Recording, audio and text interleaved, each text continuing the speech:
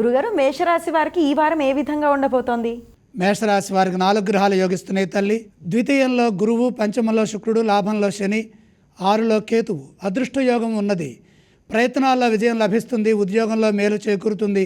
అధికారుల అండ లభిస్తుంది. మీరు చేస్తున్న నూతన ప్రయత్నాల్లో పురోగతి ఉంటుంది. శ్రమకు తగిన ప్రతిఫలం వెంటనే లభిస్తుంది. సామాజికంగా గుర్తింపు, గౌరవాలు పెరుగుతాయి. పట్టుదలతో చేసే పనులు విజయవంతమవుతాయి. వారం ప్రారంభంలోనే కొన్ని మంచి శకునాలు ఎదురవుతాయి. గతం కంటే ఉన్నతమైన శుభ ఫలితాలుంటాయి. భూగృహ వాహనాది యోగాలు కలిసి వస్తాయి. ఆర్థిక స్థిరత్వం లభిస్తుంది. ఆశించిన ధనలాభాలు కలుగుతాయి. వివాదాలకు తావు లేకుండా సున్నితంగా సంభాషించండి. అవగాహన సామర్థ్యం పెరుగుతుంది. వ్యాపారంలో ఏకాగ్రతను పెంచండి. అతి ముఖ్యమైన విషయాలను లోతుగా ఆలోచించవద్దు.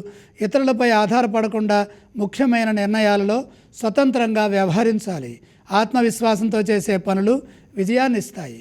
ఆనందాన్ని ఇచ్చే అంశాలు చోటు చేసుకుంటాయి. అలాగే గురుగారు, ఈ రాశి వారు ఏ స్తోత్రాన్ని పఠించాలి ఈ వారం? మేషరాశి వారు ఇష్టదేవతను స్మరించాలి. మేషరాశి వారు ఈ వారం ఏ ఆలయాన్ని సందర్శిస్తే శుభ ఫలితాలు ఉంటాయో తెలియజేస్తారా గురుగారు? గ్రహాలు అనుకూలంగా ఉన్నాయి. లక్ష్మీదేవిని దర్శించండి. గురుగారు, ఈ రాశి వారు ఏవేవి దానం చేయాలి? దానాలు అవసరం లేదు.